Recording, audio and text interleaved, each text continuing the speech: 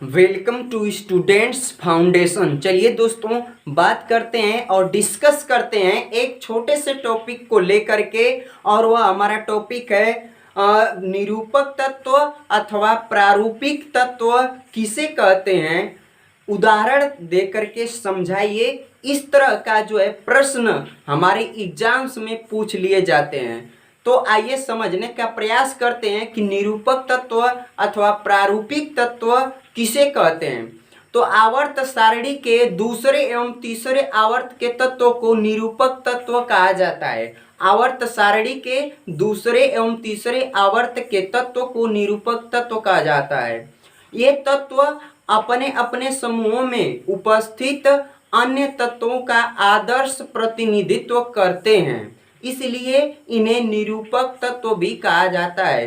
ये तत्व अपने अपने समूहों में अन्य तत्वों का आदर्श प्रतिनिधित्व करते हैं, इसलिए इन्हें निरूपक तत्व भी कहा जाता है। आइए समझ लेते हैं कि ये तत्व कौन कौन से हैं। तो दोस्तों, ये तत्व आपके sodium, magnesium, aluminium, silicon, phosphorus, sulphur और क्लोरीन है। कौन कौन से? आपका हो गया sodium, magnesium, aluminium, silicon, phosphorus, chlorine और सल्फर। ये सारे तत्व निरूपक अथवा प्रारूपिक तत्व कहलाते हैं। तो इस तरह हम आसानी से इस प्रश्न का उत्तर लिख सकते हैं।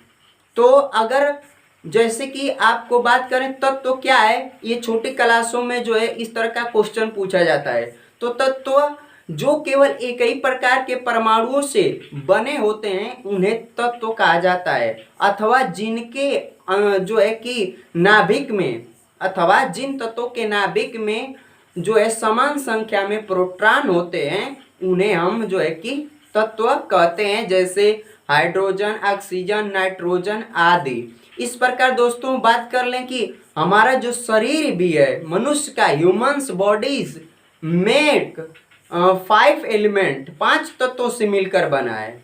छित जल पावक गगन समीरा, पंच तत्व से रचा शरीरा, जो है कि आपका हिंदी में दोहे के रूप में जो है कि लोगों ने लिखा हुआ है, कवियों ने।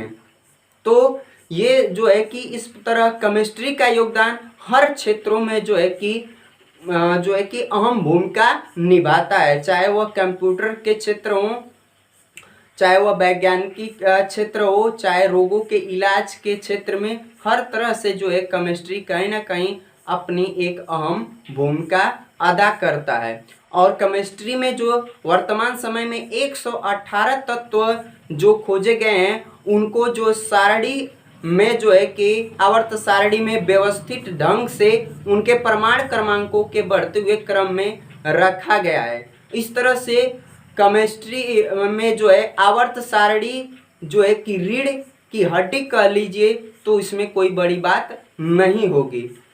तो दोस्तों, उम्मीद करते हैं आप इस वीडियो में कुछ सीख पाए होंगे। Thanks for watching. धन्यवाद।